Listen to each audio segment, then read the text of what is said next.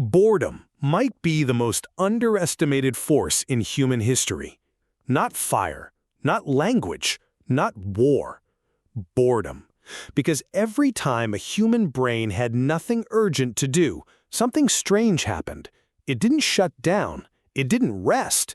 It started building things that didn't need to exist. And slowly, accidentally, those useless things became everything. To understand why, you have to go back to a world where boredom should have been impossible.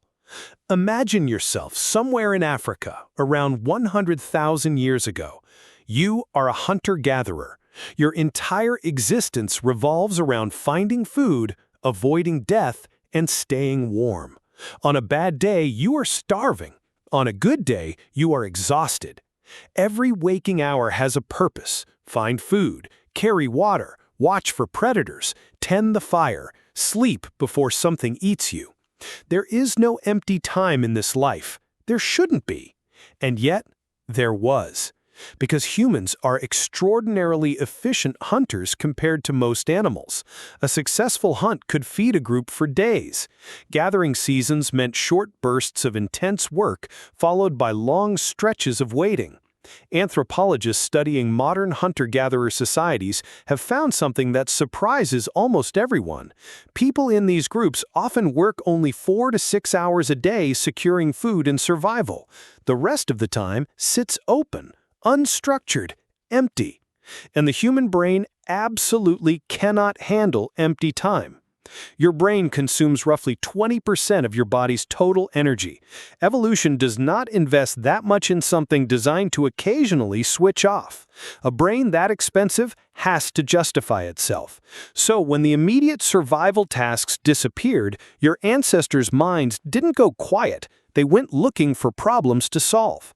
This is what researchers now call the default mode network. When your brain has nothing external demanding its attention, it doesn't rest. It activates a completely different system.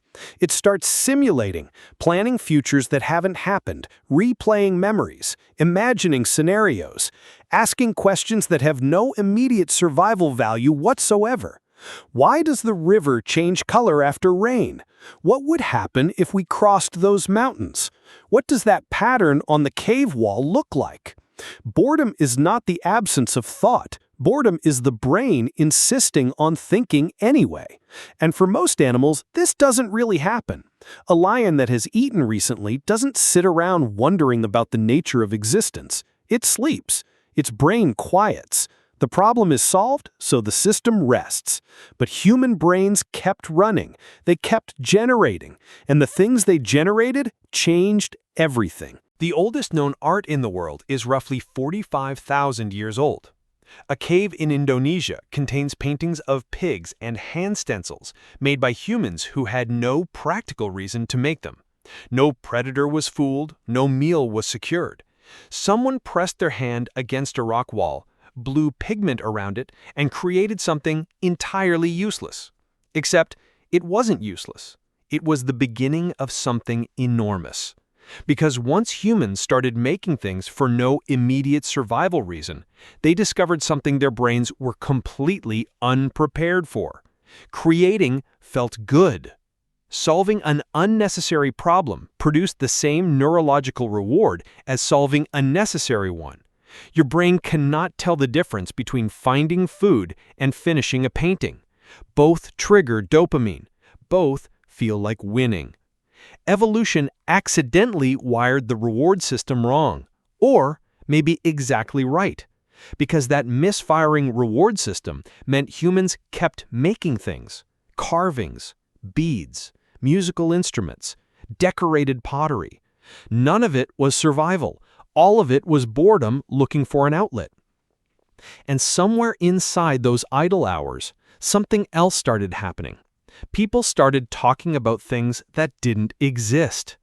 This sounds unremarkable until you realize almost no other animal does it. Animals communicate about the immediate world. Danger here, food there, stay away, come closer. But humans started telling stories about things that weren't present. events that happened before, futures that hadn't arrived, and worlds that existed nowhere except inside their own heads. Anthropologists call this displacement, the ability to communicate about things removed from the present moment.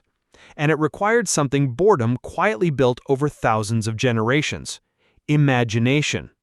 You cannot tell a story about the past without remembering it vividly. You cannot describe a future plan without simulating it first.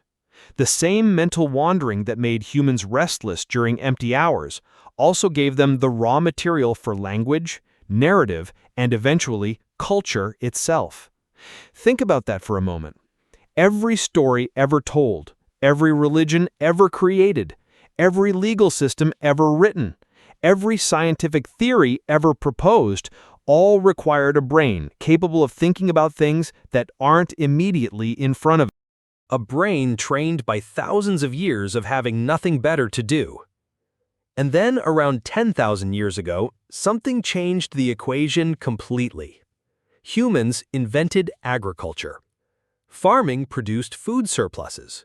Food surpluses meant not everyone needed to hunt or gather anymore. For the first time in human history, certain people had almost all of their time freed from basic survival. And what did they do with it? They built things obsessively. Temples appeared, not because anyone was cold or hungry. Monuments rose from flat plains for reasons that had nothing to do with immediate survival.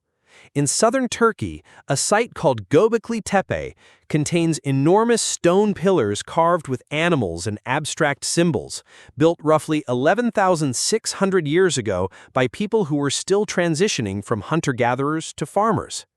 Archaeologists initially assumed agriculture must have come first, that settled life created the surplus that allowed monument building. But the evidence kept pointing the other direction.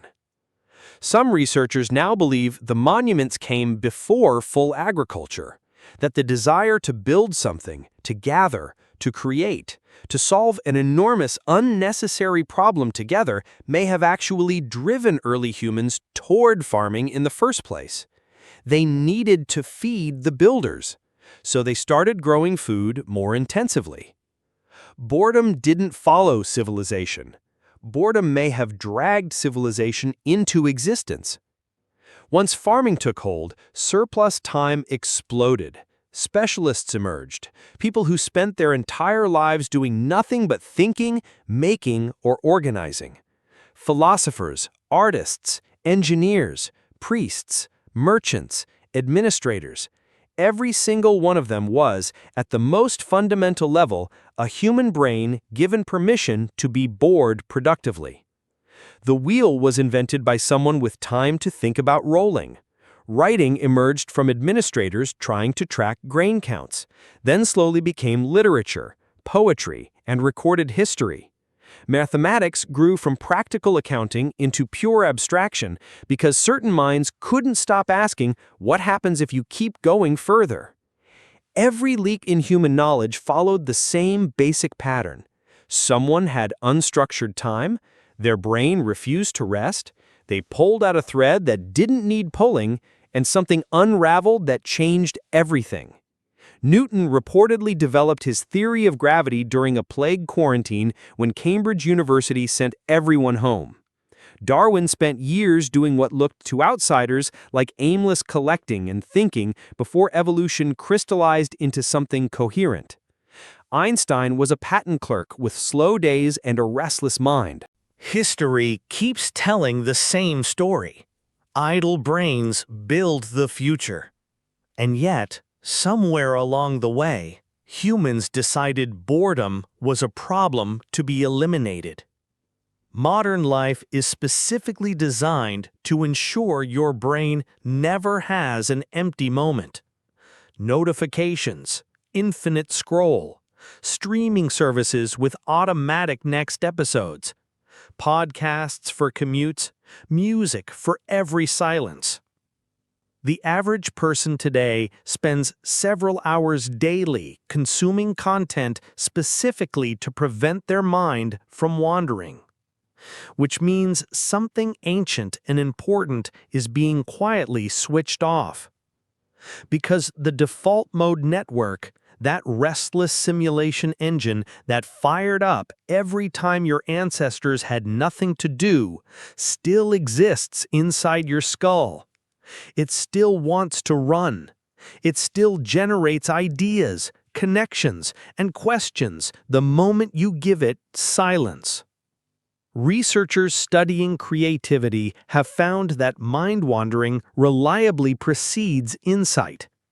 The moments just before a good idea are often moments of apparent blankness. The brain was working below the surface the entire time. Boredom is not a bug. It is the operating system that built everything. Every time you sit in silence and feel your mind begin to drift, something ancient is activating. The same restlessness that painted cave walls in Indonesia, raised stones in Turkey, and mapped the stars before anyone knew why is still running inside you. Your ancestors had 4 hours of empty time and accidentally invented art, language, religion, science, and civilization. You have a phone. And somewhere in the silence you keep filling, there might be something waiting that your brain has been trying to build for years, if you just let yourself be bored long enough to find it.